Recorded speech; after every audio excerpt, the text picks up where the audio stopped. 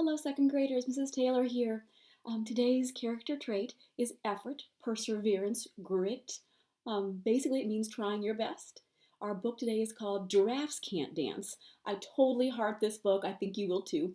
And then we'll do a fun activity afterwards. Giraffes can't dance. Gerald was a tall giraffe whose neck was long and slim, but his knees were awfully crooked and his legs were rather thin.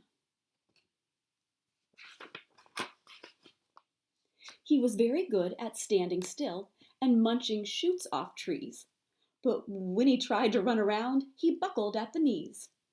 So like all of us, Gerald has some strengths, and he has some things that are more challenging for him.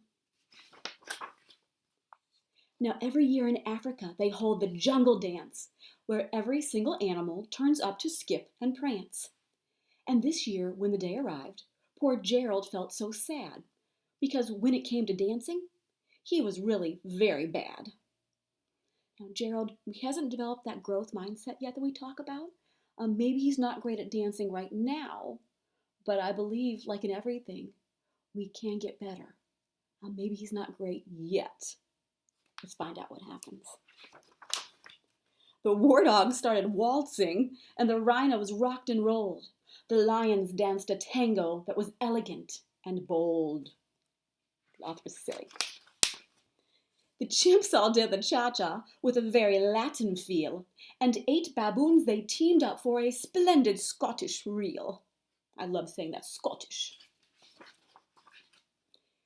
Gerald swallowed bravely as he walked towards the floor, but the lions saw him coming, and they soon began to roar.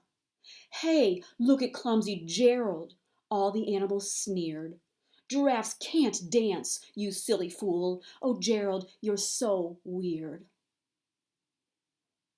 I know, Star students, if you were there right now, you would have stood up for Gerald. I know you would have. But in this moment, Gerald has no one. Gerald simply froze up. He was rooted to the spot. "They're right," he thought. "I'm useless. Oh, I feel like such a clot." Which means he doesn't feel very good about himself right now. So he crept off from the dance floor, and he started walking home. He'd never felt so sad before, so sad and so alone. And I know I've felt like that sometimes, and I bet you have too. Then he found a little clearing, and he looked up at the sky. "The moon can be so beautiful," he whispered with a sigh. Excuse me," coughed a cricket, who'd seen Gerald earlier on. "But sometimes when you're different, you just need a different song." What does that mean? "Listen to the swaying grass and listen to the trees. To me the sweetest music is those branches in the breeze. So imagine that the lovely moon is playing just for you. Everything makes music if you really want it to."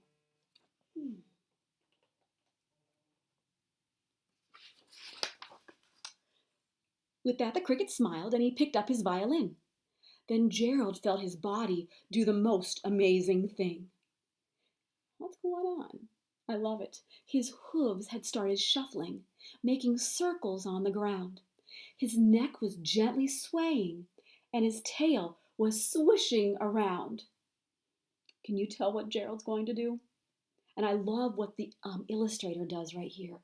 Shows that motion with the tail through art.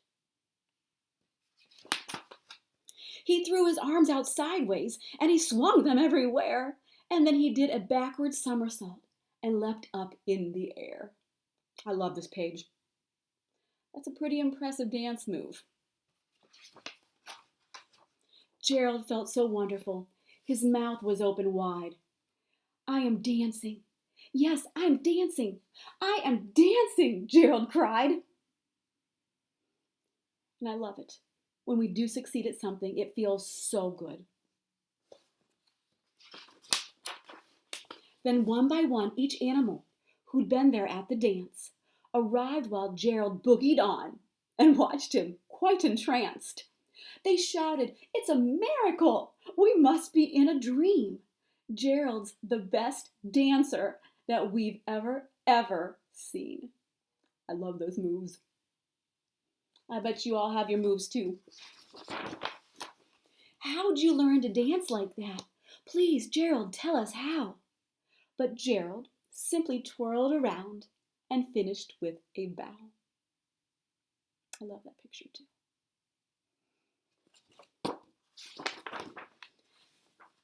Then he raised his head and looked up at the moon and stars above. "We all can dance," he said, "when we find music that we love."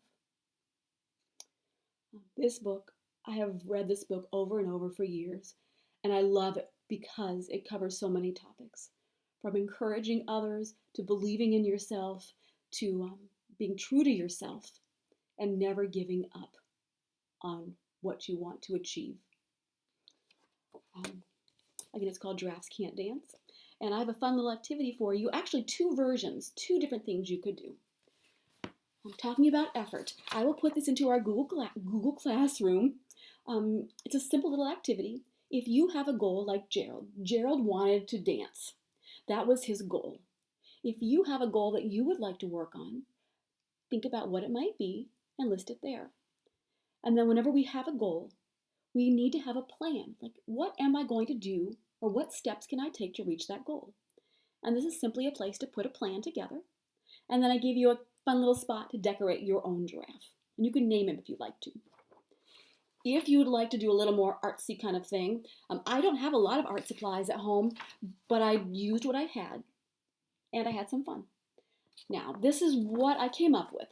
It is not the best piece of art in the world, but I had fun making it. And it took me a few times. To do this, if you'd like to try this, all you need to do is take some paper. I had some yellow paper at home. I don't know why I had yellow paper. And I simply made some shapes. Now, this took a few tries. And the more times I did the shapes, the more times I made them, the better I got. So if your shapes don't turn out beautifully the first time, if you're not happy with them, then try it again. I used pencil first, and then I traced over with marker so you could see.